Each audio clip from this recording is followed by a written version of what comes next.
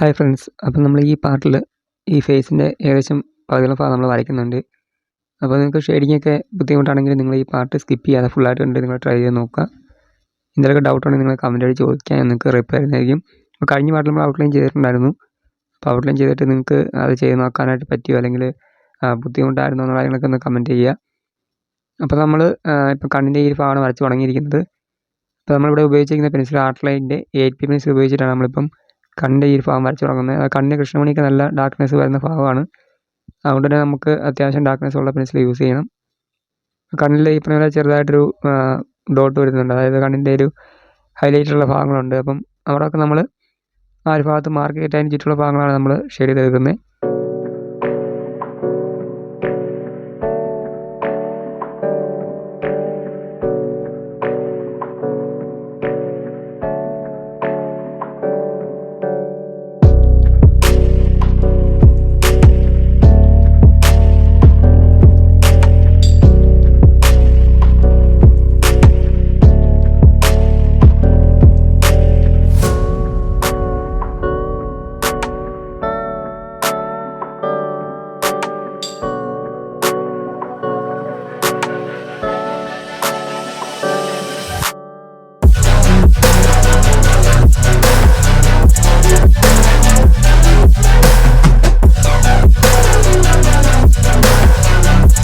അപ്പോൾ ഇനി നമുക്ക് ഫേസ് ഷെയ്ഡ് ചെയ്ത് തുടങ്ങാം.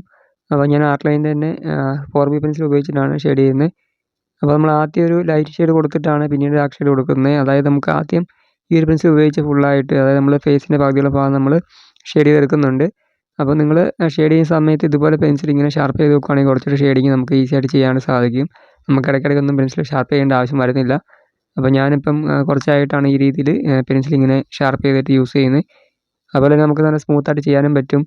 പെട്ടെന്ന് തന്നെ നമുക്ക് ഷെയ്ഡിങ് ചെയ്ത് കംപ്ലീറ്റ് ആക്കാൻ പറ്റും. ഷെയ്ഡിങ് നമ്മൾ ചെയ്ത് തുടങ്ങുന്ന സമയത്ത് നല്ല ബുദ്ധിമുട്ടുള്ള ഒരു കാര്യം തന്നെയാണ്. പക്ഷേ അത് നമുക്ക് കുറച്ച് ദിവസം ഒന്ന് പ്രാക്ടീസ് ചെയ്യുമ്പോഴത്തേക്കും ആ കാര്യം നമുക്ക് ഓക്കെ ആയിട്ട് കിട്ടും. അപ്പോൾ ഷെയ്ഡിങ് എങ്ങനെയാണെങ്കിലും തുടക്കത്തിൽ ബുദ്ധിമുട്ടാണ്. ഷെയ്ഡിങ് നല്ല നമ്മൾ ഏത് കാര്യമാണെങ്കിലും ഡ്രോയിങ് ചെയ്യുന്ന സമയത്ത് നമുക്ക് തുടക്കത്തിലെല്ലാം ബുദ്ധിമുട്ട് തന്നെയാണ്. പിന്നീടാണ് നമ്മൾ അതിൻ്റെ ഓരോ കാര്യങ്ങളും പഠിച്ചു വരുന്നത്, നമുക്ക് നല്ല രീതിയിൽ ചെയ്യാൻ സാധിക്കുന്നത്.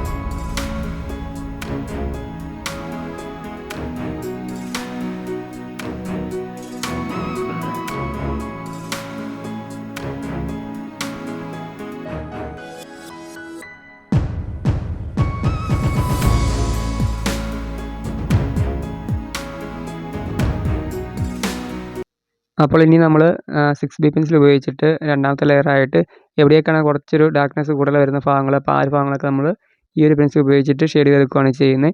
അപ്പോൾ നമ്മൾ ആദ്യം ഈ പറഞ്ഞ 4B പെൻസിൽ ഉപയോഗിച്ച് ഫുള്ളായിട്ടൊന്ന് ഷെയ്ഡ് ചെയ്തു. ഇപ്പോൾ നമ്മൾ ഈ പറഞ്ഞ മൂക്കിൻ്റെ ആ ഒരു സൈഡിലും അതുപോലെ കണ്ണിൻ്റെ ആ താഴെയും പിന്നെ നെറ്റിയും മുടികളും ചേരുന്ന ആ ഭാഗത്ത്, നെറ്റിയിലൊക്കെ ആ ഭാഗത്തൊക്കെ കുറച്ചൊക്കെ ഡാർക്ക് ഷെയ്ഡ് വരുന്നുണ്ട്. അപ്പോൾ അവിടെയൊക്കെ നമ്മൾ ഡാർക്ക്നെസ് കൂട്ടി തന്നെ കൊടുക്കണം. അതായത് നമ്മൾ ഈ പെൻസിൽ ഉപയോഗിച്ചിട്ട് അത്യാവശ്യം ഡാർക്ക്നെസ് കൂട്ടി കൊടുക്കുക.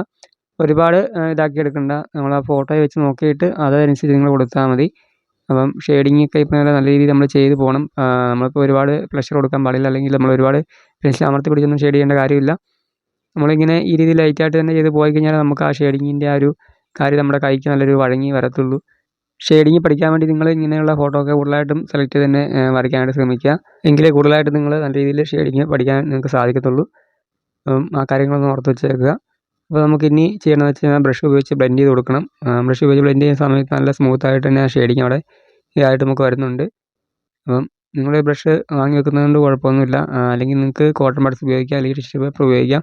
പക്ഷേ ബ്രഷ് ആണെങ്കിൽ കുറച്ചുകൂടെ സ്മൂത്തായിട്ട് ചെയ്യാനായിട്ട് സാധിക്കും. അപ്പം ബ്രഷ് തന്നെയാണ് എപ്പോഴും നല്ലത്.